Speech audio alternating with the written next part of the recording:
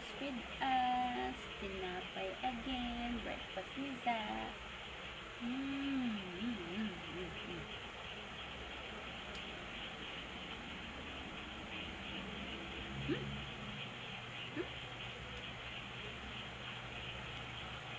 Coffee si Mama.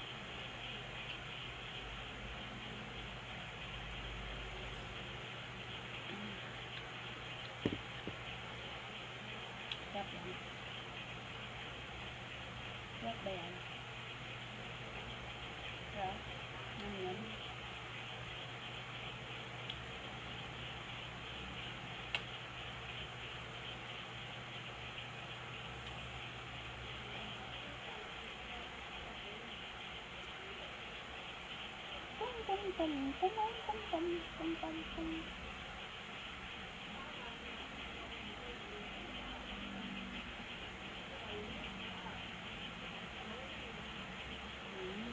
Sarap. So, mamaya,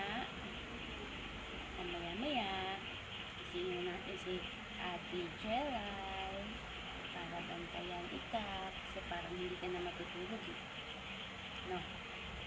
Ikaw na matutulog na. Ikaw na matutulog? Ha?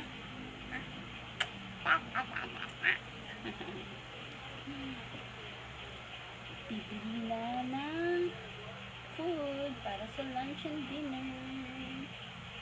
Malayin ko muna si Mami, tapos magluluto, tapos mamaya kain na ng lunch, tsaka matutulog.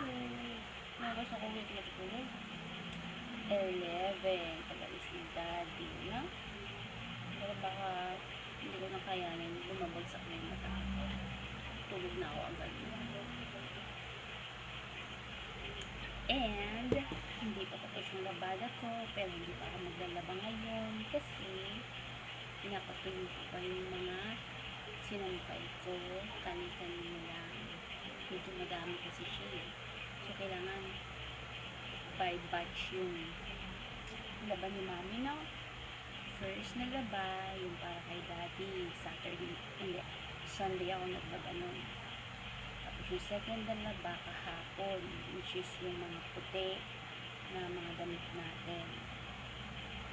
Ayun naman yung mga decolor na damit ulit natin. Pati yung underwear. Diba? Diba? Diba? Sarap ba yan? Ubus mo yan, ubus. Kasi matulungan kita. No thanks. So, ayun. Kinda sleepy. Pero kailangan easy yung antok. Kasi we still have a lot of things to do. That's the duty of a mother.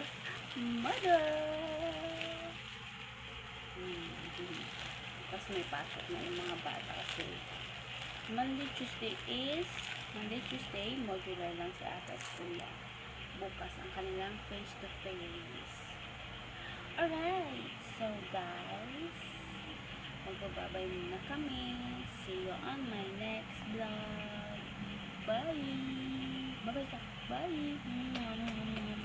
Ikaw nga. So, paano yun? Paano yung mama?